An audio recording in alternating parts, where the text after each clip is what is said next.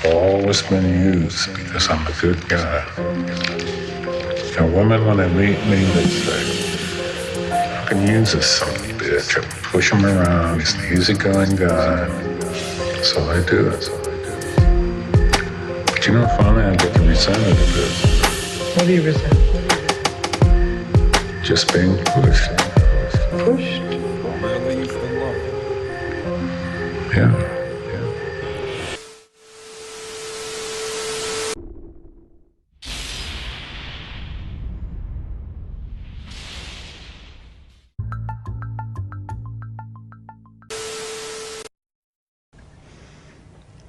If you look at how politics is run, and you go into the writings of people like Lenin, for instance, Lenin said there are 1,000 directions and systems in which people could go and live under, but the public mustn't know that. He said it's important that the system that's created for them is accepted by the people, so that they think that it's the only system that could possibly work.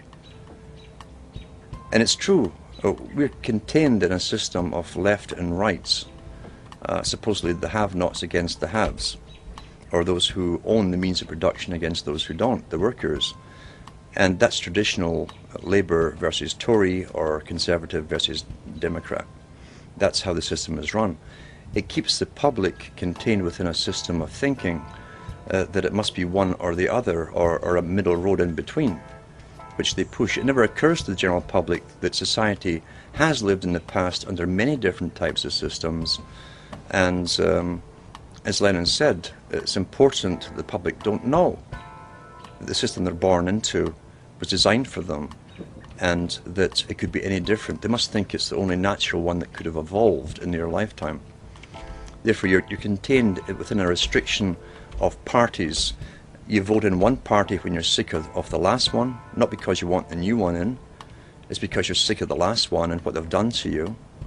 And once they've been corrupted and gone off in different tangents in ways where they never explained during the entire elections, had nothing to do with their election promises, you vote them out and get the next party in. And so we go on forever with this left-right paradigm. Always think it's like a tennis match, really, with the public in the middle. We're the ball. And we just simply go back and forth between left and right, left and right, left and right. Meanwhile, we're being shepherded all along in one direction, because politics is a tool of the elites to manage the public. That's all democracy, in fact, really is, a tool of the elite to contain the public, manage them, and guide them along a predetermined path that's outside of any kind of democracy. But if you take Bush, what he was sent in to do was to wait, and I believe this truly, he was to wait for 9/11 happening in 2001. 2001 happened, every country automatically went on board with the same agenda at the same time, which shows pre-planning. Bureaucracies in different governments do not work that fast. It takes years to get that kind of cooperation, that kind of synchronicity working together, and synchronization.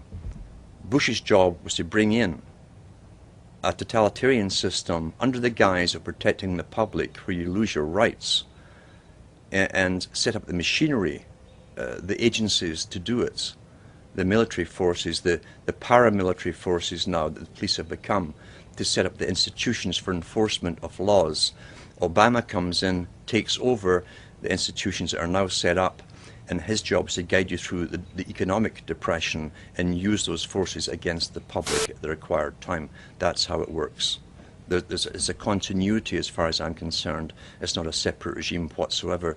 The same boys who put Bush in, the bankers and all the rest of it, put Obama in, and Obama's proved his loyalty to them by literally allowing them to rape the public of all their funds, and then rewarding them by public funding and tax money to save the same bankers. He's one of their own boys, but he now has the machinery in place that Bush set up to quell the coming riots that they say are going to come, and to manage the public into a brand new system of what they call not government but governance, international governance. And I analysed what he actually said. He said very little. He was giving emotive speeches with no substance. He never said what he wanted to do or how he was going to do anything. It was almost like a lead up to a movie that hadn't been made yet. Emotional talk of hope, but not saying how the hope would be transformed into realities. He used the term that's been used in academia for the last few decades in the Ivy League schools and universities of the century of change. So his slogan became, and they use slogans written for him, change is good. Any idiot should ask the simple question, wait a minute, what change are you talking about? How can you be for change if you don't know what the change is going to be? It could be for your detriment. But they got the people parroting, like George Orwell said with the sheep, you know, 4 legs good, 2 legs bad. Change is good, and the people, his followers, start to repeat it, change is good. What kind of change are we talking about? The loss of sovereignty, the blending into an international institution, a world government system, a system where not only is America bankrupt and the most indebted nation on the planet for loaning money out to other countries and policing the world, being the policeman of the world, he's asking everybody to sacrifice everything they have. That's what he means by change is good. He didn't dream up this plan. He is a member of the Council on Foreign Relations. Again, that comes from the Milner Group, the Cecil Rhodes Society, the Royal Institute for International Affairs, that planned world governments using Britain based as a model for the British Empire, now become the American Empire in a sense. And the changes here he's talking about is a new world of servitude, where you will serve the world state. And you'll also have to pay off all your debts along the way. Which is impossible as far as I'm concerned. You cannot ever pay the kind of debt America has incurred since World War II. It's impossible to pay back. Therefore, the changes he's talking about really is a New Deal. When you hear a New Deal mentioned by any president, and we got that from FDR, we got it from Bush, last Bush it was in, a New Deal. We're getting it from this administration. That's a legal admission from the leader of your country of a new system. A New Deal is literally a new system. The first system was the Constitution.